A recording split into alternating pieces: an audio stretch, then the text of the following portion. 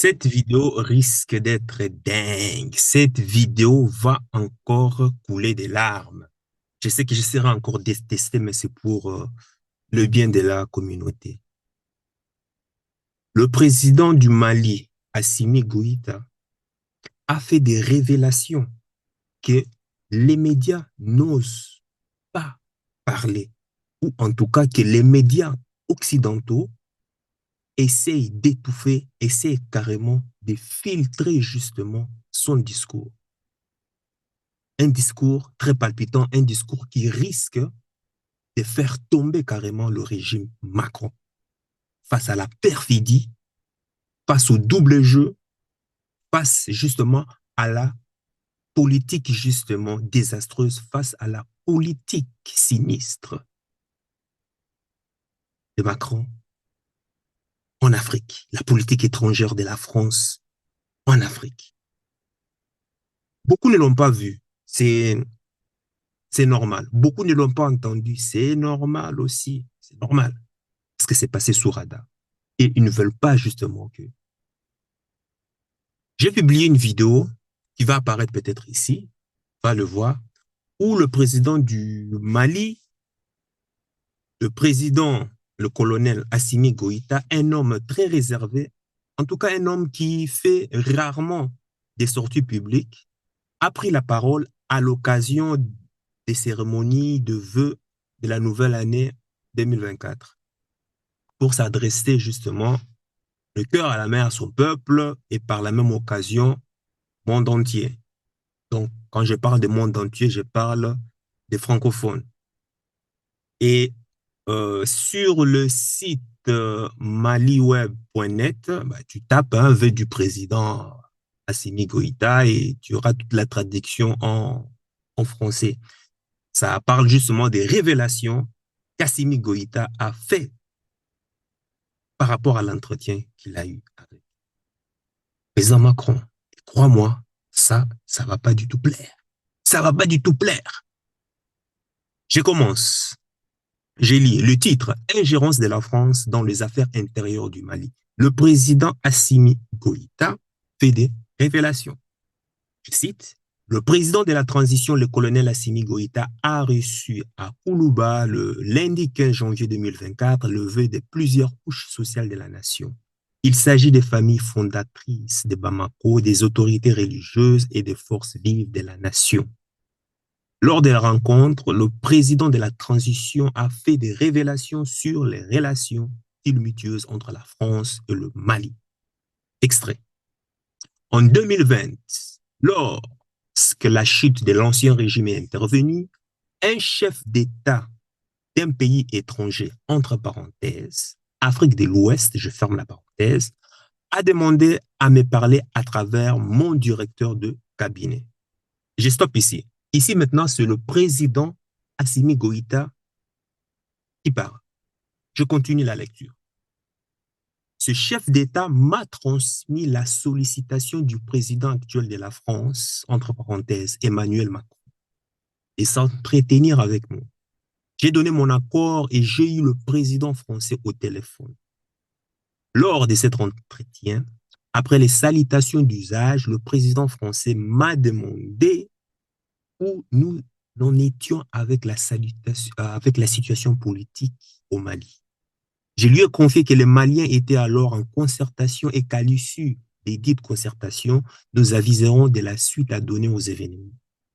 Le président français a répliqué qu'il était inutile de perdre du temps parce que la France disposait déjà de 3 hommes au Mali, parmi lesquels il leur donnait de choisir un président et un premier ministre pour diriger le Mali. 3 hommes politiques maliens au service de la France vivent toujours au Mali. J'ai rejeté cet impératif en répétant que la conclusion des travaux de concertation des Maliens reste le seul passage obligé avant de prise des décisions. Le président français m'a alors fait cette remarque. Faites attention. Le président Ibeka tergiversait sans cesse en demandant un temps de réflexion. Vous voyez ce qui lui est arrivé? Fin de l'article. Waouh! Waouh! Waouh!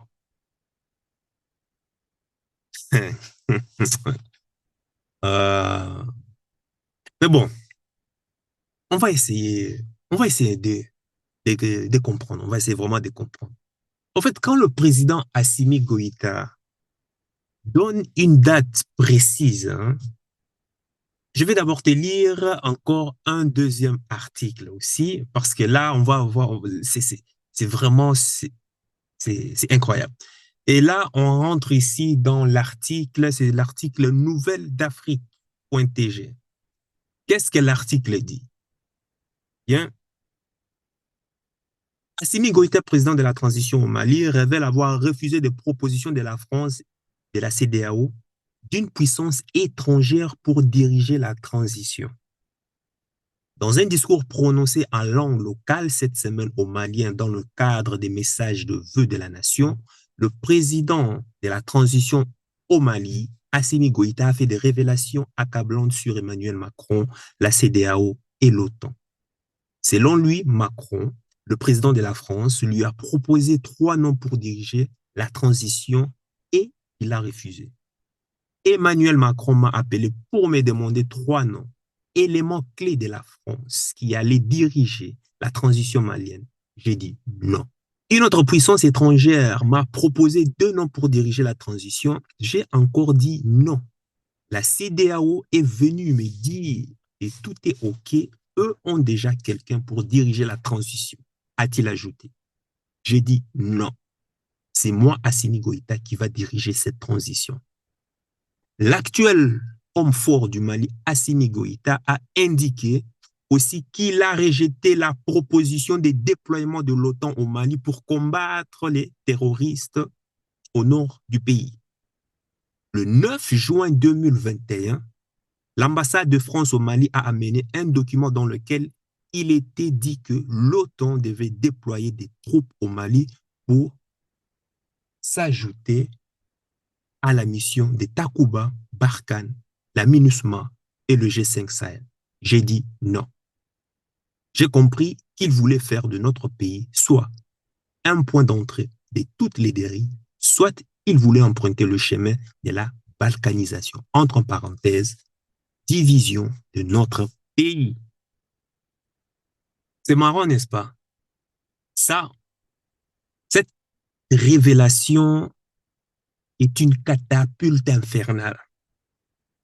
Jamais un président africain, en tout cas jusqu'à ces jours, je n'ai pas encore vu un président africain, bien un président du monde, parler de manière crue, crue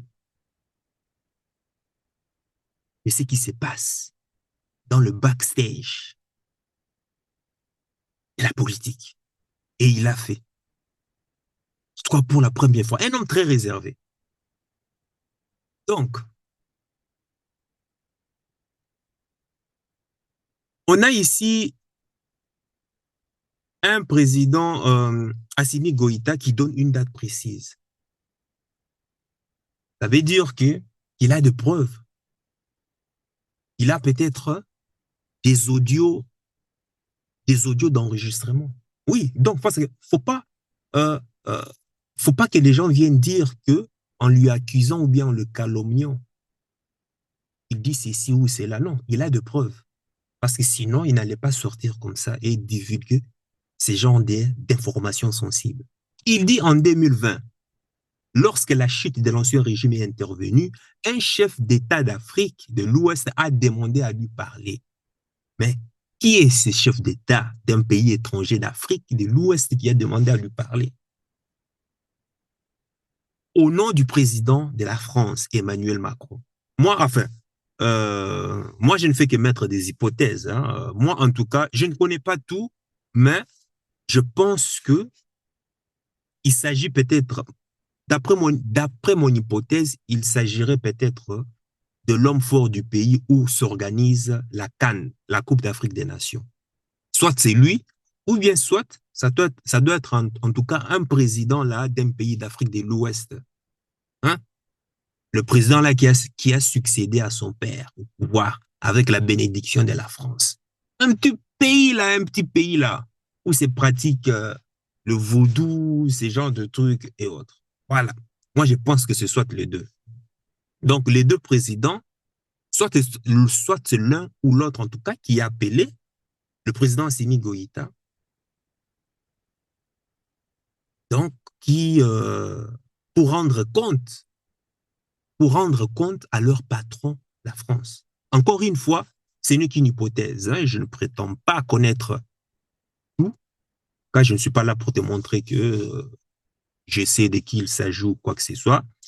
Bon, bref, c'est comme ça. Maintenant, ils sont au téléphone et crois-moi, il faut savoir que les téléphones des présidents, en tout cas de la majorité des présidents, si ce n'est 99% ou bien 100%, sont munis toujours des mouchards.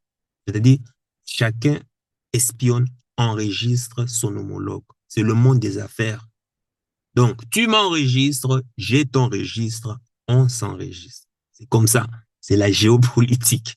C'est le monde, parce que le monde est régi par le rapport de force. Chacun garde en tout cas ses munitions pour neutraliser l'autre au moment opportun en cas de danger. Parce qu'on ne sait jamais. Si l'autre utilise la ruse ou bien la diplomatie ou bien peu importe quelle arme pour pouvoir te déstabiliser, toi, tu es prêt à sortir des informations sensibles qui risquent justement de précipiter sa chute. Ben voilà, c'est comme ça.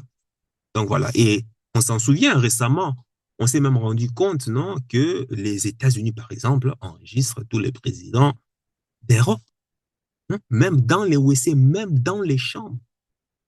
On a vu les affaires, l'affaire Wikileaks. Le président, la chancelière allemande, Angela Merkel, jusque dans les toilettes, tout ce qu'elle faisait au lit, tout est enregistré 24 heures sur 24. Qui se souvient du Maroc aussi, qui avait mis le président français sous écoute avec les logiciels Pegasus, un logiciel fabriqué par des entreprises israéliennes. On sait tout ça. Et ça a mis à froid la France et puis le Maroc. Donc, le président Simi Goïta, pour la première fois, sort de sa tanière, en tout cas, et fait des révélations sur la politique obscure de la France avec ses anciennes colonies. Jamais dans l'histoire, je dis bien, jamais dans l'histoire, on a vu quelqu'un venir parler avec franc-parler, sans langue de bois. Et il livre des informations utiles pour constituer justement notre jugement. Et il s'est adressé ici en langue bambara, une langue populaire parlée au Mali, pour que même un villageois, une villageoise, même un enfant de 12 ans puisse pouvoir comprendre c'est quoi la politique de son pays, pour pouvoir fédérer personne, à pouvoir connaître l'histoire, la politique, la géopolitique de son pays. C'est pas pour rien. Donc, selon le président Simi Goïta, il nous dit, hein, d'après les faits, qu'ils ont commencé par des salutations protocolaires, des amabilités, et il dit que ce n'était pas enfin, il n'a pas mentionné que c'était un entretien colérique, des tensions et autres, parce que n'oublions pas que depuis 2020, les relations sont toujours tendues. Hein. Voilà, mais au téléphone, il nous dit que le début de la conversation a commencé avec des formules diplomatiques. Calme, politesse, oblige. Et hop, pendant la conversation, le président Emmanuel Macron actionne justement le rouleau compresseur, entre justement dans le vif du sujet. Et pour ça, Assimi Goïta dit, le président Macron m'a demandé où nous en étions avec la situation politique au Mali. Écoute ça. Écoute bien la question, hein. Où vous en êtes avec la situation politique au Mali? Cette question est scandaleuse. Parce que si on faisait à l'envers, quel président africain peut se permettre d'appeler le président Macron pour lui demander où tu en es, toi, avec la situation politique de la France? Hein? Une France qui vient, par exemple, de connaître, on a vu une primature des crises avec le 49-3. Je ne sais pas, je crois que c'est le premier, euh, je crois en tout cas, c'est le premier, en tout cas, quinquennat de toute l'histoire de la France qui utilise autant de 49-3. Celle qu'a utilisée la première ministre qui n'avait pas de enfin le régime Macron n'a pas de majorité absolue à l'Assemblée nationale. Donc l'ancienne première ministre Elisabeth Borne justement a passé son temps à gouverner avec l'article 49.3 de la Constitution qui permet à l'exécutif de passer en force sans l'assentiment du Parlement pour imposer ses lois et ses décrets. Donc, imagine maintenant que le président Assimi Goïta appelle le président Emmanuel Macron pour lui demander, oh, oh, oh, oh. Enfin, c'est une manière de parler, hein. Oh, allô, allô, oui, oui, oui, oui, oui, président Macron. C'est le président du Mali, Assimi Goïta. Est-ce que tu peux m'expliquer pourquoi est-ce que tu utilises abusivement le 49.3? Vous nous parlez de démocratie. Vous nous parlez tout le temps de démocratie, démocratie, mais apparemment, vous là-bas, vous ne tenez compte même, vous ne tenez même pas compte du fait que vous n'avez pas la majorité parlementaire. Mais racontez-moi un peu, c'est quoi cette putain de crise-là? C'est quoi la crise politique là en France là? Imagine, imagine que le président Assimi Goïta prendre son téléphone pour appeler le président Emmanuel Macron pour un tel motif. Est-ce envisageable cela? Jamais, c'est impossible. Donc, rien que la question déjà montre que c'est un supérieur qui s'adresse à son subalterne. C'est-à-dire que le président Assimi Goïta est obligé de donner des comptes rendus. C'est une question qui pue la condescendance, le mépris, la frime. Et on sait comment, oh, combien l'élite politique française est hautaine, frileuse, primeuse, arrogante devant le reste du monde. Et la population élit, met au pouvoir, vote au pouvoir, toujours des autorités à l'image de leur caractère, de ce qu'ils sont statistiquement. On sait, il se trouve que la majorité des Français est condescendant. Attention, je ne dis pas tous les Français, mais je dis bien la majorité des Français, ce sont des frimeurs qui sont condescendants, des pires touristes du monde, je sais, parce que je pratique l'immobilier, je sais de quoi je parle, et les pires touristes du monde. Je dis bien la majorité, pas tout. En tout cas, c'est connu. Très condescendants envers les Africains parce qu'ils ont l'illusion d'être supérieurs. Voilà. Voilà ce que nous ne voulons plus, en tout cas dans les relations internationales. Voilà ce que les Africains qui sont conscients, en tout cas, ne veulent plus entendre, voir ou bien supporter. Hein? Dernièrement ici, j'avais publié une vidéo là. Le député français Jean-Luc Lecoq l'a dit dans une intervention à l'Assemblée nationale. Regardez l'incongruité du président à convoquer tous les présidents africains à venir à Paris pour simplement leur donner des injonctions de choisir leur camp. Hein? Un peu comme un surveillant général qui convoque les indisciplinés de la classe pour leur distribuer des heures de retenue, des ordres de consignes. Pour certains, il leur inflige des fessées. Comme à l'ancienne époque, hein, à la troisième République. C'est comme ça l'élite politique française se comporte avec les présidents africains. En réalité, c'est ça. C'est ça la quintessence même de la France-Afrique. On vous convoque et on vous dit, on vous donne des consignes. Qu'est-ce que toi tu dois faire? Toi, tu n'as pas été bon, donc tu seras puni. Pam, pam. C'est comme ça. Et tu vois tous ces présidents africains là, tu vois, hein, tous en costume cravate, hein, traînent à pied là, la tête, euh, on dirait piste d'atterrissage d'un Boeing. Là. Ils sont tous habillés comme ça, la cravate, pour venir recevoir des fessées. Aucune dignité. Tout ça pour faire les quatre volontés de Paris.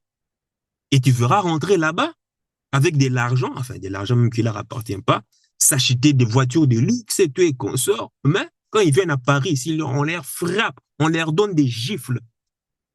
Des gifles.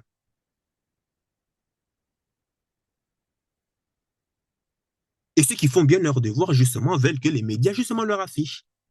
Montrent comment ils sont bien accueillis, drapeau, tapis rouge, comment est-ce qu'on a déroulé les festivités des cérémonies pour eux. On sait ceux qui veulent bien s'afficher avec le président actuel de la France. Là. Pourtant, qui est bien le fils. Hein. des vieux papas, des vieux grigos comme ça qui viennent s'afficher, qui viennent lyncher le cul du président Emmanuel Macron pour faire ses quatre volontés. Donc, le président Assimi Goïta nous révèle que voilà ce que la France-Afrique. Le patron demande des comptes rendus à ses employés. Rien que cette phrase à elle seule te montre l'arrogance du président français. Diplomatiquement, un président n'appelle jamais un autre président pour lui demander des comptes rendus sur la situation de son pays ou quoi que ce soit. Mais si Macron s'est permis de le faire, c'est parce qu'il a déjà l'habitude de le faire avec déjà les autres présidents africains qui ne se respectent pas. Bon, après tout, si tu viens au pouvoir par la démocratie, donc la tricherie, comment veux-tu te faire respecter? Forcément, on te tient toujours par l'étau. Incroyable soit-il, le président Assimi Goïta a pris son mal à conscience.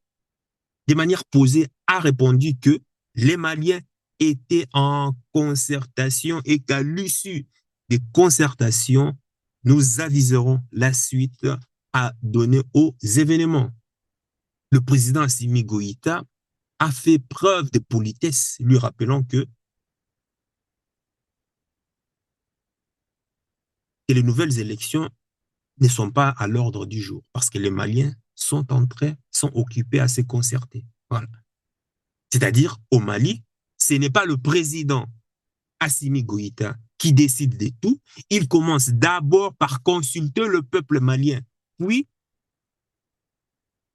dès que ce peuple décide alors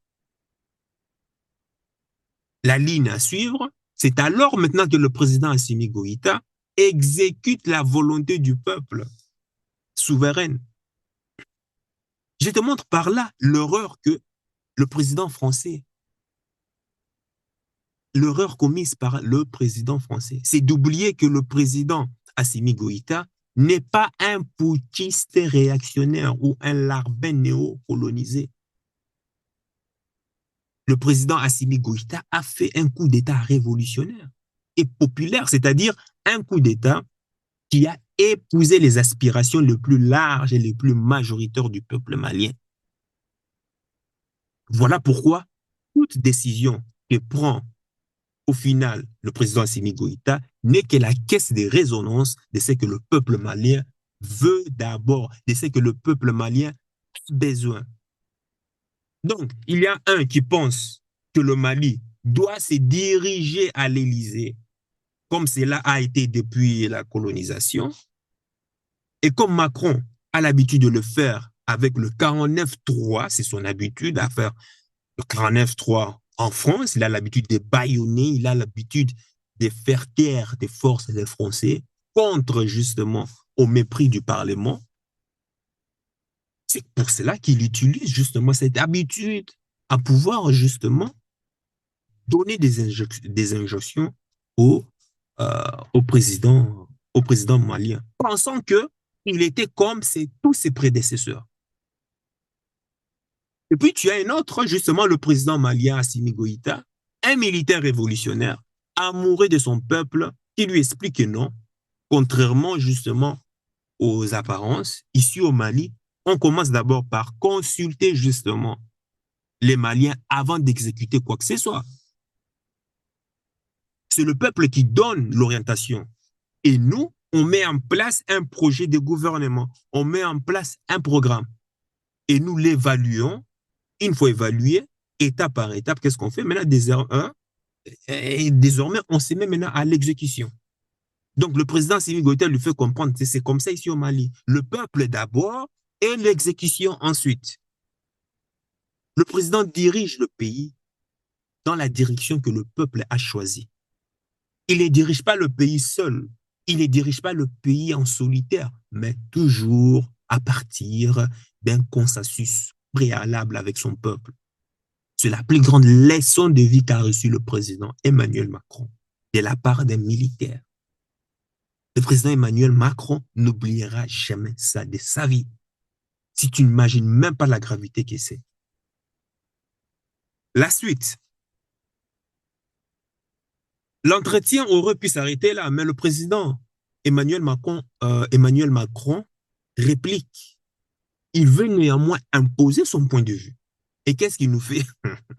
Qu'est-ce qu'il lui dit? Le président Emmanuel Macron dit qu'il est inutile de perdre du temps, que la France disposait déjà des 3 hommes au Mali, parmi lesquels a déjà été choisi un président, un premier ministre pour diriger le Mali.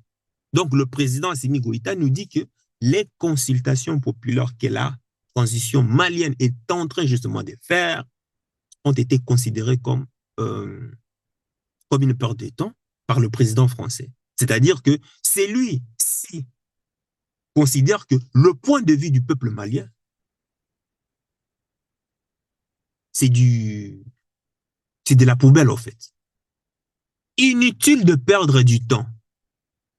J'ai déjà choisi 3 hommes parmi lesquels je voudrais que toi, tu organises les, les élections et parmi ces 3 hommes est déjà nommé un président et puis un premier ministre. Mince, mince. Le point de vue du peuple malien ici ne compte plus. Hein. Rien. Ceci se montre vraiment le visage même de la soi-disant démocratie. C'est ça qu'on nous vend. Hein. Démocratie, selon la France. Voilà votre putain de démocratie. On dirige le Mali du point de vue du néocolonialisme, du point de vue de la France-Afrique. On ne dirige pas le Mali selon la volonté du peuple, mais on dirige le Mali comme l'ensemble des pays africains sans le peuple africain. Voilà la démocratie que la France enseigne à l'école. Mettre des dirigeants à la tête des pays qui ne font que la volonté qui ne font pas la volonté du peuple, mais la volonté des maîtres qui les ont imposés. Maintenant, moi, je me pose toujours la question, est-ce que vraiment Macron a été élu? Oui, les médias nous font croire qu'il a été élu et le peuple a voté, mais au final, c'est l'État profond qui décide qui doit diriger ou pas. J'ai déjà fait une vidéo sur ça. Hein. Va voir de quoi il s'agit. Et donc, le président Assimi Goïta lâche une information incroyable. C'est que le président Macron lui aurait dit personnellement qu'il y avait 3 hommes. Et ça, c'est ça qui a retenu mon attention. 3 hommes disponibles sur place, présélectionnés par la France, et que le président, donc Assimi Goïta devrait faire ses courses hein, entre ces 3 hommes pour en désigner un comme président et puis un comme premier ministre. Et que si cela est fait, les sanctions seront levées et ben voilà, tout ira mieux. Voilà. Maintenant, est-ce que tu te rends compte de la gravité de l'affaire? Comme on a toujours dit sur cette chaîne, la pensée coloniale, la pensée esclavagiste est imprimée au plus profond de leur code génétique. L'élite française, l'occidental, l'impérialiste française. Comme le dit le proverbe africain, un chien ne changera jamais sa position de s'asseoir. C'est de ça qu'il s'agit. Quand je vous dis que ces gens-là sont dans leur rôle, ces gens-là ne changeront jamais. Le système néocolonial habitera toujours l'élite politique française parce que ce sont leurs arrière-grands-parents qui ont commis des abominations, qui ont commis de l'esclavage, des traitements inhumains et dégradants. Et puis les enfants sont nés, naturellement, ils héritent de leur code génétique. Certes, ils ne vont pas peut-être se comporter de la manière barbare comme l'ont fait leurs arrière-grands-pères 17e, 14e, 15e, 17e, 18e siècle, mais ils vont changer simplement la forme d'esclavage. Voilà pourquoi on nous vend toujours le système de démocratie, des changements climatiques, des règlements climatiques, terrorisme, virus, écologie, salaire universel, portefeuille numérique. Tout ça, ce sont des différentes formes d'esclavage. Toi, là, tu es en train de croire que c'est l'évolution, c'est du pipeau. Tout est déjà programmé à l'avance. Les élites parasites de ces mondes ont déjà tout programmé à l'avance. Toi, tu crois qu'on est en train d'aller d'un concept vers un autre concept, un autre concept, un autre concept. Mais non. Macron t'a dit, on a déjà choisi des personnes qui vont diriger. On s'en fout du peuple. Si lui, il a l'audace de le dire, lui, c'est un envoyé de l'État profond. Va voir cette vidéo.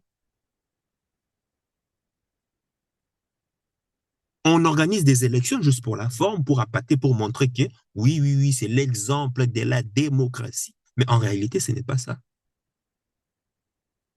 C'est l'oligarchie qui règne en France. Ce sont tous des différents angles d'esclavage qu'on nous vend. Mais le principe de fond est exactement pareil, comme à l'époque de l'esclavage du XVIIIe siècle. Mais la forme, pour nous, c'est simplement la forme qui change. Pourquoi? C'est pour simplement nous ôter justement cet esprit critique, pour qu'on baigne toujours dans l'émotionnel. Maintenant, de moi à toi, de quel droit le président français doit décider qui doit être président au Mali? La France a plus de 2000 kilomètres, je ne sais pas, du Mali, ou bien, je ne sais pas, non, 2000 kilomètres. J'ai à 6000 ou 7000 ou 8000, je ne sais pas combien de kilomètres du Mali. Et pendant ces temps, l'Élysée a donné l'ordre aux médias de filtrer l'information. Les gens trouvent cela normal. Les gens sont assis, ça le trouvent cela normal. Hein. De quel droit le président Emmanuel Macron doit choisir les dirigeants maliens? Est-ce que le président Emmanuel Macron va démentir ses propos au risque de voir le président Assimi Goïta lui sortir l'audio original de la conversation enregistrée? Mais franchement, pour tous les Français qui suivent cette chaîne, mais t'es rendu compte du mépris qu'on peut avoir envers les Africains? Prendre son téléphone pour ordonner à un dirigeant africain de se démettre de ses fonctions pour donner le pouvoir à des hommes de paille, à des larbins qui ont déjà été choisis au préalable. De l'autre côté de la Méditerranée. Regarde-moi le paroxysme du mépris. Une autre information importante, c'est que le président Assimi Goïta dit que ces 3 hommes choisis par la France vivent toujours au Mali. Ça m'a frappé. Ils ne sont pas en exil, ils ne sont pas à l'étranger, enfin, en exil, bon, en exil c'est toujours à l'étranger, ils ne vivent pas en France ou quoi que ce soit, mais ce sont des hommes politiques qui vivent librement au Mali. Hein. Maintenant, actuellement, tous les Maliens là sont en train de se regarder là, à la recherche de tous ces 3 Bassomets. Qui sont les 3 mousquetaires? Les 3 mousquetaires au service de l'Occident. Personne n'a encore trouvé, parce que ça fait déjà une semaine. Personne n'a encore trouvé. Et je me pose la question, pourquoi est-ce que le président Assimi Goïta n'a pas donné de nom? Pourtant, c'était quand même des révélations. Ça, c'était des révélations fracassantes.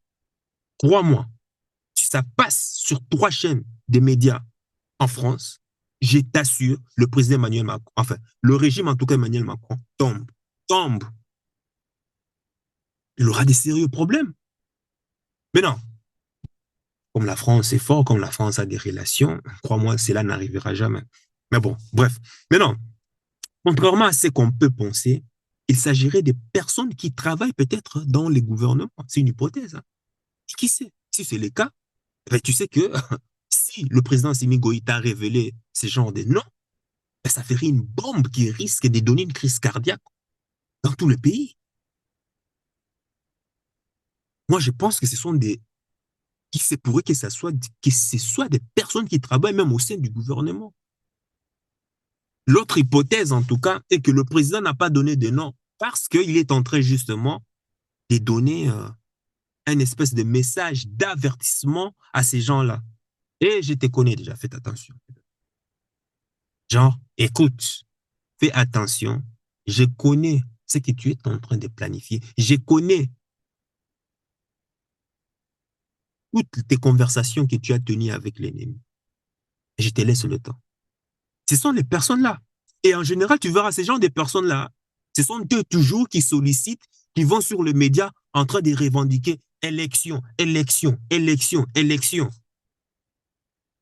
À partir si tu vois une personne au Mali qui vient te parler sans cesse des élections, ah, tu nous as promis élection, c'est le traître. C'est le traître.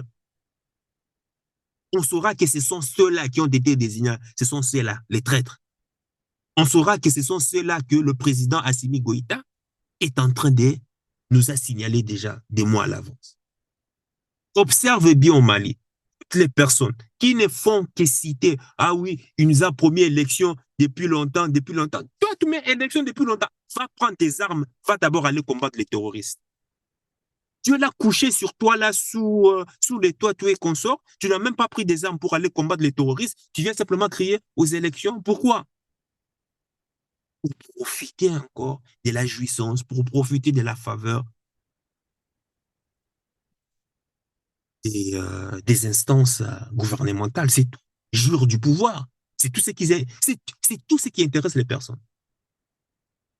Les personnes réclamant élection à Bamako, il y a trois. Parmi ces trois-là, enfin, je ne peux pas dire que, en tout cas, toutes les personnes qui clament élection à Bamako, là, faites très attention. Il y a des traîtres actuellement à Bamako. Tout le monde se surveille. Hein. Ce sont les trois mousquetaires de la France-Afrique qui se promènent librement.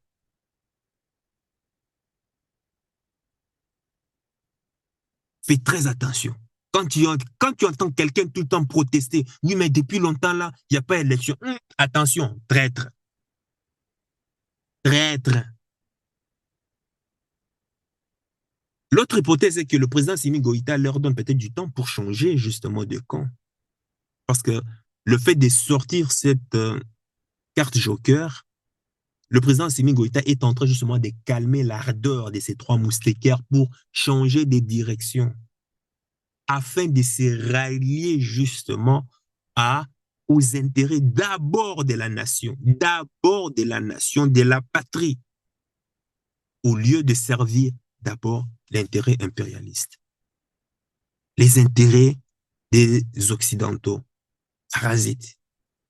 Donc, ce qui fait froid au dos dans ces discours, c'est lorsque le président Emmanuel Macron a fait cette remarque sinistre.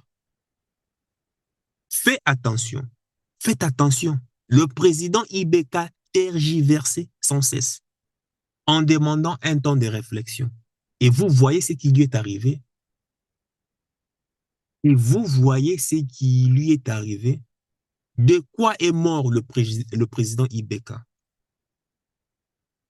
Ça, encore une question à se poser. Ça sous-entend les manipulations obscures que la France opère. Ça, on le sait toujours, hein, pour pouvoir éliminer les candidats ou les préfets, en tout cas, qu'on place à la tête des pays africains qui ne faisaient pas la volonté de Paris. Je répète jusqu'à aujourd'hui, rien que la France, rien qu'à elle tout seul, 460 personnes ou plus ont été éliminées physiquement par la France depuis De Gaulle. 460 personnes, leaders politiques, opposants, bref, étudiants, 460 personnes ont été éliminées par la France. Ces propos attribués au président français est ni plus ni moins une promesse de coup d'État. C'est une menace de coup d'État formulée en vis-à-vis au président Assimi Goïta, c'est-à-dire tu vas tomber comme Ibeka si tu ne fais pas mes quatre volontés. Et on en a vu non, des coups d'État qui ont été proférés ici. Assimi Goïta, avec les 49 mercenaires, il y a eu d'autres près de la mosquée, il a manqué carrément de coup d'État. Et tout ça pour qui? C'était monté par le président Emmanuel Macron. Enfin, le président, c'est la DGSC hein, qui tourne main, qui est au service justement de l'Élysée. Et je pense que franchement, que les députés et les sénateurs français doivent vraiment interroger l'exécutif sur ses propos. Est-ce ainsi que vous parlez de notre pays aux dirigeants africains? Comment faire face à de telles menaces? Comment, face à de telles menaces, ne pas nourrir justement de la haine, ne pas nourrir une adversité farouche des dirigeants patriotes africains contre justement la politique étrangère de la France? Quand on a des témoignages pareils, comment vous voulez qu'il n'y ait pas de sentiments anti, anti-élite française? Ce n'est pas des sentiments français, anti-élite française. C'est l'élite politique française. Comment ne veux-tu pas que la France soit haïe de la sorte? Le président Assimi Goïta vient de révéler la condescendance, le paternalisme, le néocolonialisme, l'ingérence, du mépris avec lequel les dirigeants africains ont été régulièrement infligés par l'élite politique française. C'est grave. Maintenant, moi, je voudrais que toi, tu me dises aussi, avant de fermer cette vidéo, que tu me dises, dans tes relations business, dans tes relations avec tes amis, ton entourage, même si tu as, peu importe l'intérêt que tu peux avoir, bon, restons dans un entourage business, et que tu es en conflit avec une personne et que tu fais face à une personne où tu vois tes intérêts sont menacés, comment vas-tu t'y prendre pour pouvoir appeler la personne et lui faire comprendre que tu voudrais que tu travailles avec lui, mais tout en ayant un deal win-win? Comment vas-tu faire? Laissons la politique de côté. Imagine que tu es en froid avec une personne, mais vous avez tous deux les mêmes intérêts. Toi, tu as intérêt, tout comme lui, à pouvoir être dans un marché bien spécifique. Ça peut être aussi une fille ou peu importe. Comment vas-tu faire comprendre à la personne de pouvoir travailler, de pouvoir résoudre les choses à l'amiable pour que vous soyez win-win? Vas-tu utiliser la manière forte ou bien vas-tu utiliser de la manière, une manière intelligente? Si oui, laquelle? Dis-le-moi dans le commentaire. Sur ce, sache que ton cœur sait déjà ce que ton cerveau essaie de comprendre. Suis la voie de ton cœur. Il connaît déjà le chemin. Ciao, ciao.